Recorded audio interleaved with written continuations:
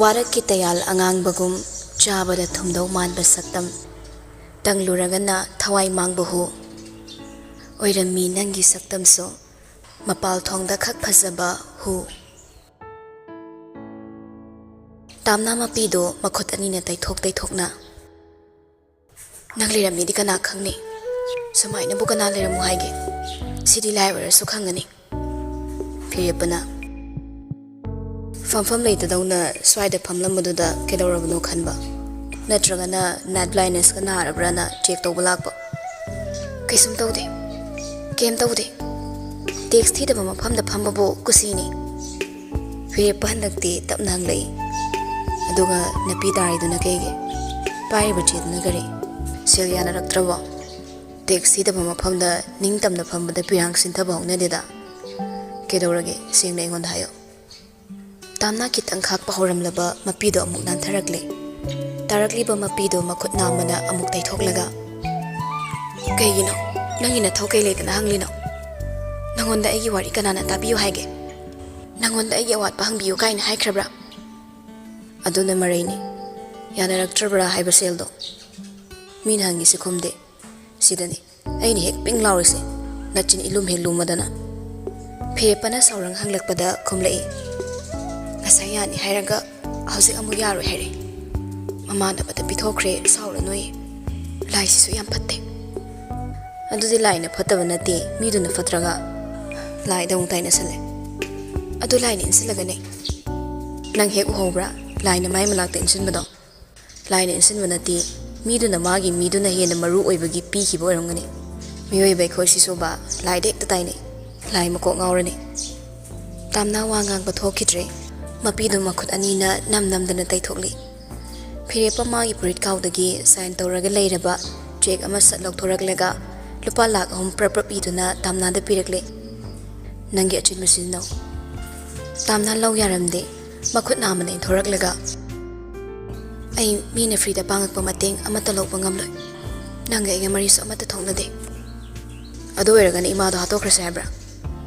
tamna do khon kalapna phirepa phirepa tumin leiki ehak tumin leiruraba tongda gari manakta prapap chankiduna gari gi thongdu hangki baduda tamna de phirepa do hankidora male khaloi adoba phirepa muklak laga tamna gi mamangda leplare hosiki matam dago adok yam sel do kana nangonda try pirok toriba fangaba su matam thengkini adona operation matam su henkini nang hosikai no tawduise kana dano nang na hosik sel hangduise ai kem ta khangde मायने लंबी अम लेजरमसनी operation दि तौदबा यानथे लंबी दो नंगना थिजगदौब नत्रो अदुमायने सुम लेरगा मतम थेंकिनब्रा अइने पीरिबा sales लौद्रदि नंग तुंगदा निंगमक्तबसु याय तामना खितंग Savara अइने नंगिना tense कमायने लौदोरिगे अइ लौब ngamloi पामसु पामदे operation सु my पाकदौब मानदे मरम चादबा सेल न तौरदि इमाना सु पामलoi मांगुल ओइरोदौब सेल दि अइ लौनिंगदे aina thiri ba sel se mi kannabane mi hatna banate nangi sel se na layeng lati ima hat baga chamanarane kalamba khonjel do sum tap tharak laga hayrak pani tamna na asi hayram laga maruluk thai phire pa ma khangi tamna na khalliba phawri ba khudingma niyom chadana trai piru ba sel se na hayeng wathok ama oirak ba su yari thabagi matau samayik seng na uba ngammi thaba ka laudraga na tamna gi kana ama leibidoribra karigumbada mana khangna thababu kandana kanthoklaga chatpasu mangam loidori amuktang mamit ushiluraga lukthari batamna gi mamai duda yenglei phare mateng se nang nalo yadrabani na nang doctor shin haina kiwa wado nang ne yaro aduga imana aina layeng gi yaraba siwaradi nangi na teng aina frida pangma na tredana ima su kallani nang su matha sararoi aduga ekhweni mating su tonararoi tamna masado kitang di lenglak hanagum hamu non tharaga leiduda kai harino adugi mo ongduna di laying mamatam hin kidana dum kan bangam kidaba taba decision lobada matam manghan gano ai timing si harak try on thok pa timing amada kan thoga chat pa yada phibam di okne khumune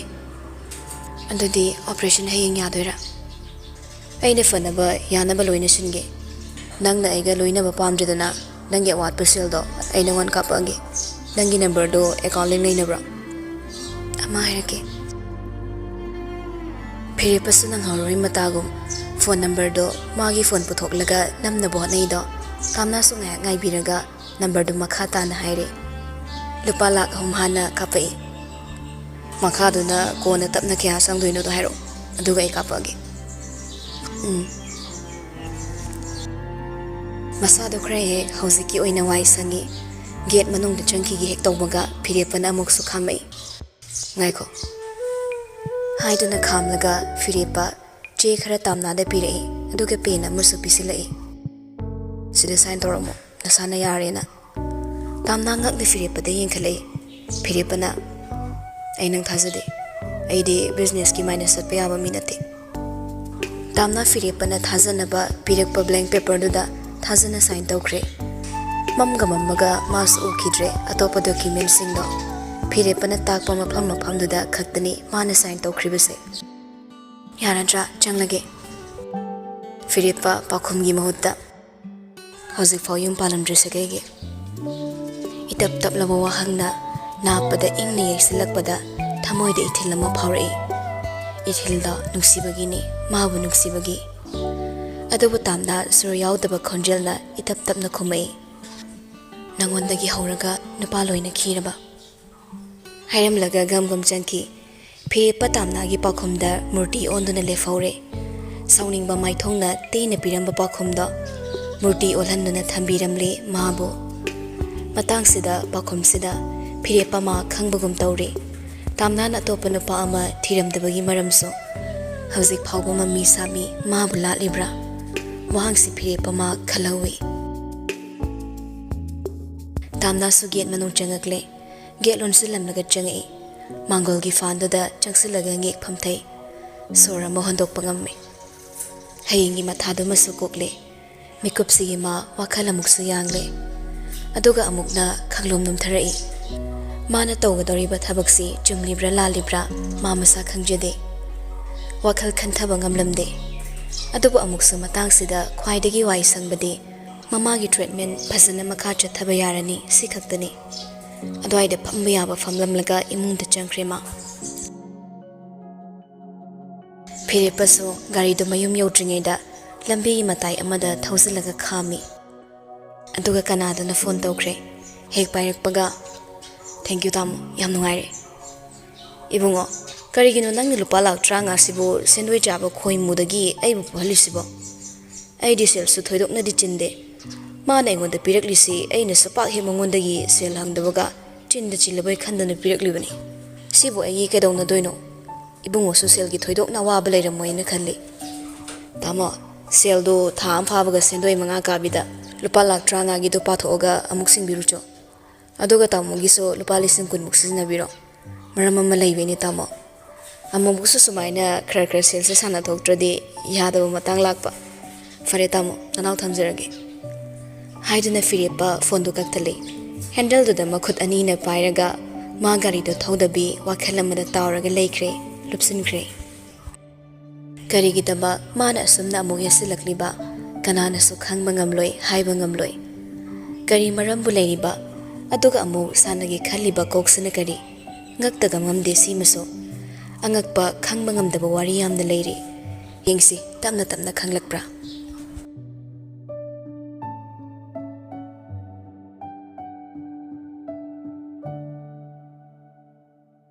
mathangi numito thabagi ahanba operation tawkre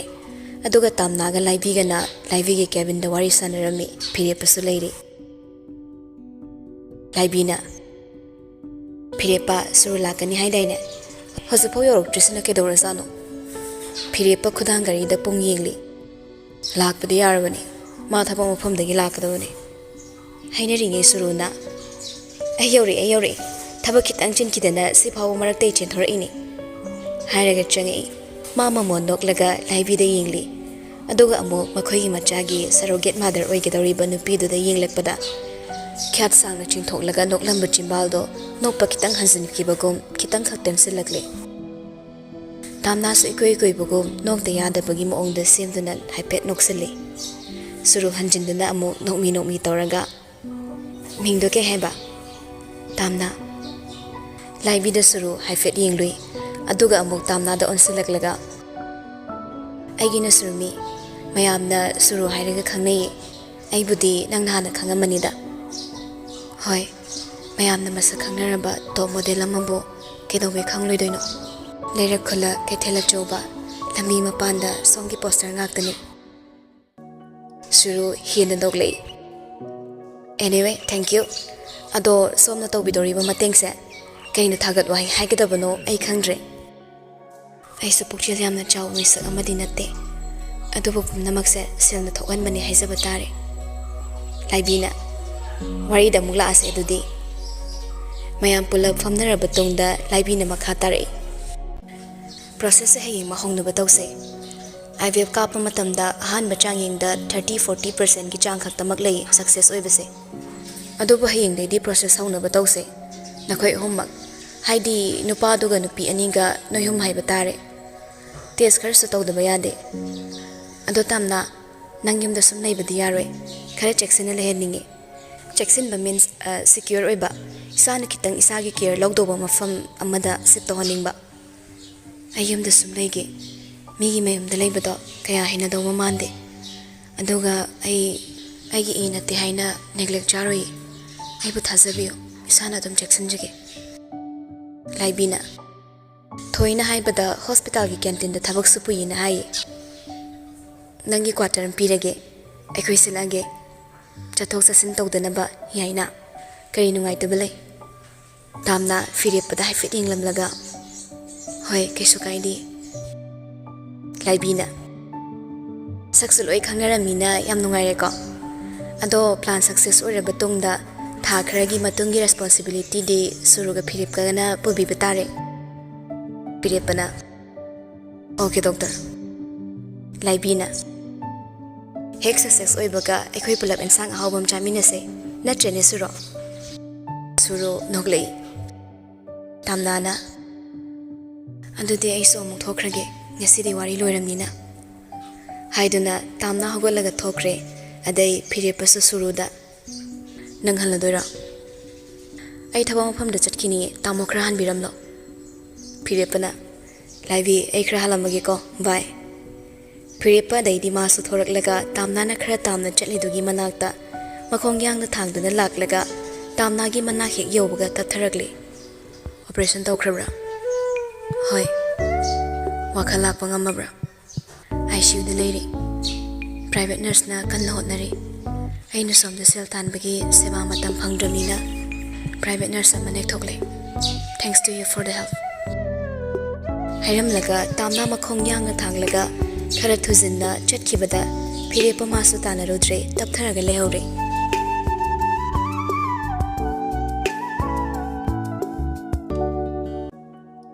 Somda cabin manungdani laibina suruda Kaigino nangna abo hosukta marolo la isina misin bayara re suru mangonda nangna khyanin risa kaigino bisakse nangna adu pam risina kaigino ba mado kenom itaw towe adui mido ai ma bu thasaba khara ngamde iching nei mohung mataw wangang sanga ai confuse oi adoi ra kana fire panabani tanaru hosipu phagi dongna atopam thirege karam na haridorige Silsu thina bahorabane mi bu phagi dawna hoise phare aisu yokhrage nangsu pathauro aina wakhal sida sumching ne be khanmani ba kaisu thoidok pai khande phare ayorage ko hayam laga suru hogolagle celebrity ni na mayam na opali oina chatpasu pamdabana marks amuba machin malda option khraga magi sunglass to haptin khre Kevin didai thokre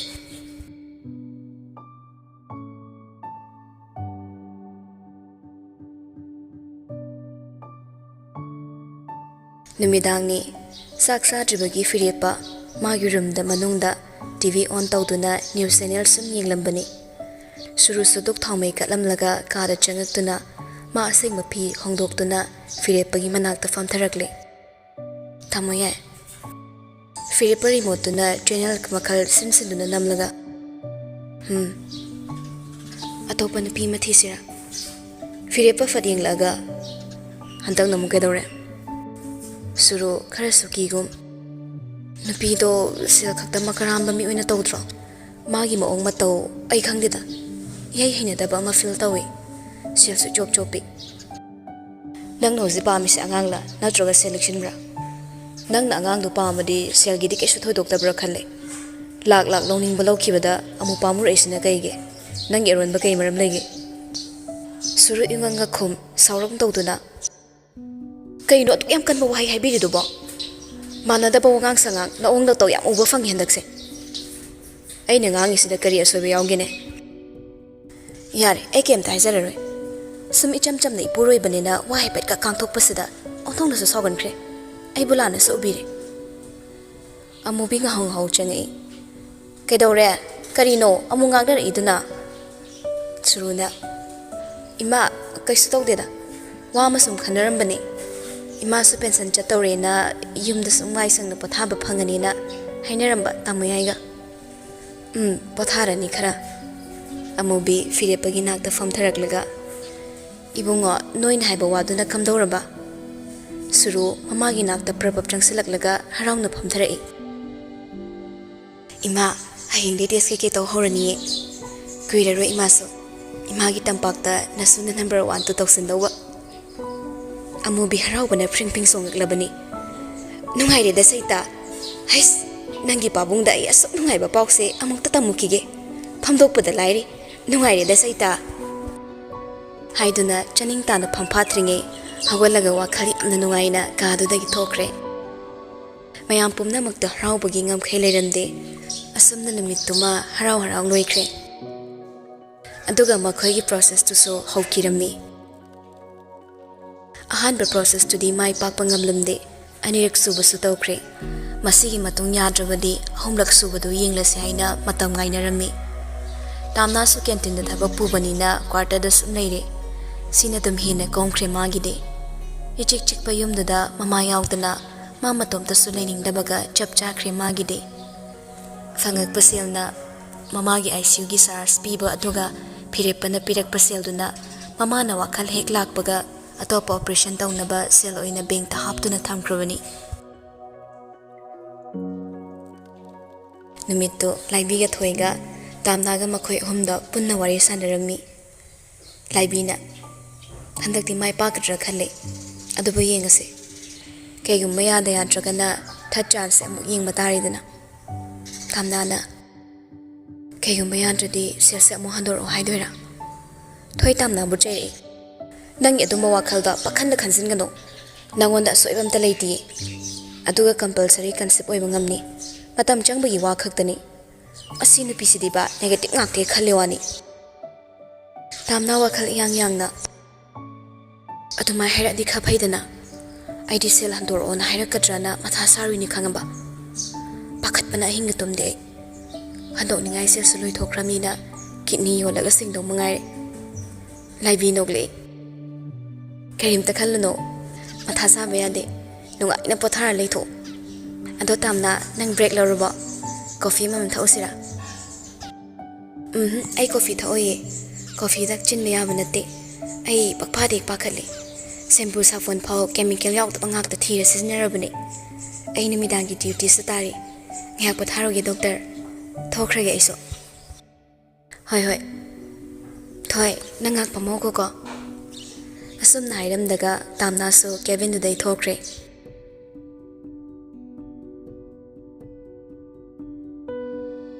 ꯃꯊꯪꯒꯤ ꯅꯨꯃꯤꯠꯀꯤ ꯄꯨꯡ 12:30 ꯍꯦꯛ ꯇꯥꯔꯛꯄꯒ ꯁ꯭ꯇꯥꯐꯁꯤꯡꯒꯤ lunch ꯆꯥꯕꯒꯤ ꯃꯇꯝ ꯑꯣꯏꯔꯝꯃꯤ ꯕꯐꯦꯒꯤ ꯃꯑꯣꯡꯅꯤ ꯑꯗꯨꯕꯨ ꯁꯔꯚꯇꯤ ꯀꯦꯟꯇꯤꯟꯒꯤ ꯁ꯭ꯇꯥꯐꯅ ꯇꯧꯕꯅꯤ ꯃꯈꯣꯏꯅ ꯆꯥꯅꯤꯡꯕꯗ ꯁ꯭ꯇꯥꯐꯅ ꯑꯣꯏꯅ ꯍꯥꯞꯄꯤꯕꯅꯤ ꯅꯨꯃꯤꯠꯇꯨ ꯃꯌꯥꯝꯒꯤ ꯁꯔꯚ ꯇꯧꯕ ꯇꯥꯝꯅꯥꯒꯤ ꯄꯥꯂꯤ ꯇꯥꯔꯝꯃꯤ ꯃꯃꯥꯏꯗ ꯇ꯭ꯔꯥꯟꯁꯄꯦꯔꯦꯟꯒꯤ ꯃꯥꯛꯁ ꯑꯃ ꯎꯞꯄꯤ ꯍꯨꯃꯥꯡ ꯇꯤꯟꯒꯨꯝꯕ ꯆꯣꯡꯊꯣꯛꯈꯤꯗꯅꯕ ꯍꯥꯏꯅ ꯑꯗꯨꯒ ꯃꯈꯨꯠꯇꯁꯨ ꯒ꯭ꯂꯣꯚꯁ ꯎꯞꯄꯤ ꯆꯤꯝꯕꯥꯜꯗꯁꯨ ꯃꯥꯛꯁ ꯑꯃ ꯎꯞꯂꯤ ꯇꯥꯝꯅꯥꯅ ꯂꯟꯆ ꯁꯦꯝꯕꯒꯤ ꯃꯊꯦꯜꯁꯤꯡꯗꯨ ꯃꯊꯪ ꯃꯊꯪ ꯍꯥꯞꯂꯛꯄꯗ ꯑꯅꯧꯕ ꯍꯟꯗꯛꯇ ꯆꯪꯉꯛꯄ ꯁ꯭ꯇꯥꯐ ꯑꯃꯗ ꯉꯥ ꯊꯣꯡꯕꯗꯨ ꯈꯥꯕꯩꯅ ꯀꯣꯠꯂꯒ ꯍꯥꯞꯀꯦ ꯇꯧꯔꯤꯉꯩ ꯄꯤꯕꯥꯅ ꯏꯅꯦ ꯑꯩꯗꯤ ꯌꯦꯟꯗꯨ ꯑꯣꯏꯅ ꯍꯥꯞꯄꯤꯔꯛꯑꯣ ꯉꯥ ꯄꯥꯝꯗꯦ ꯇꯥꯝꯅꯥ ꯅꯨꯄꯥꯗꯨꯗ ꯈꯪꯌꯦꯡ ꯃꯥ ꯅꯨꯄꯥꯗꯨ ꯎꯈ꯭ꯔꯦ ꯑꯗꯨꯕꯨ ꯅꯨꯄꯥꯗꯨꯅꯗꯤ ꯃꯥꯕꯨ ꯃꯁꯛ ꯈꯪꯗ꯭ꯔꯦ ꯇꯥꯝꯅꯥꯁꯨ ꯅꯨꯄꯥꯗꯨꯕꯨ ꯃꯁꯛ ꯈꯪꯕ ꯄꯥꯝꯗꯕꯅ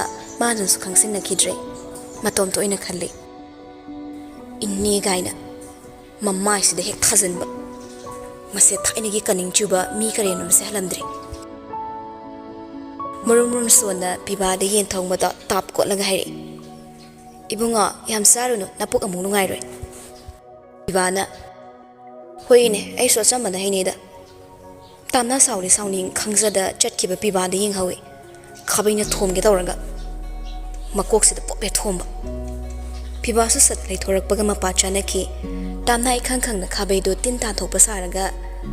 ꯑꯁ ꯀꯥꯏꯗ ꯍꯌꯤꯡꯅꯣ ꯄꯥꯏꯔꯛꯏꯁꯤꯃ ꯁꯤꯅꯦ ꯄꯤꯕꯥꯁꯨ ꯃꯉꯣꯟꯗꯅꯤ ꯍꯥꯏꯕ ꯈꯪꯂꯦ ꯑꯗꯨꯅ ꯃꯥꯁꯨ ꯍꯪꯒꯣꯏꯒꯨꯝ ꯀꯤꯒꯨꯝ ꯄ꯭ꯔꯞ ꯇꯦꯕꯜ ꯑꯃꯗ ꯆꯪꯁꯤꯜꯂꯒ ꯐꯝꯊꯈ꯭ꯔꯦ ꯍꯨꯔꯥꯟ ꯇꯥꯝꯅꯥꯔꯣꯝꯗꯁꯨ ꯌꯦꯡꯂꯤ ꯑꯗꯨꯕꯨ ꯇꯥꯝꯅꯥꯁꯨ ꯃꯉꯣꯟꯗ ꯑꯃꯨꯛ ꯁꯥꯎꯅ ꯌꯦꯡꯉꯝꯕꯒ ꯑꯅꯤꯃꯛꯇꯣ ꯁꯠ ꯍꯦꯛ ꯃꯤꯠ ꯆꯥꯟꯅꯔꯨꯕꯁꯨ ꯌꯥꯎꯈꯤ ꯇꯥꯝꯅꯥ ꯃꯌꯥꯝꯒꯤ ꯑꯋꯥꯠ ꯑꯄꯥ ꯌꯦꯡꯕ ꯂꯣꯏꯔꯕ ꯇꯨꯡꯗ ꯀꯤꯆꯟ ꯃꯅꯨꯡ ꯆꯪꯉꯛꯏ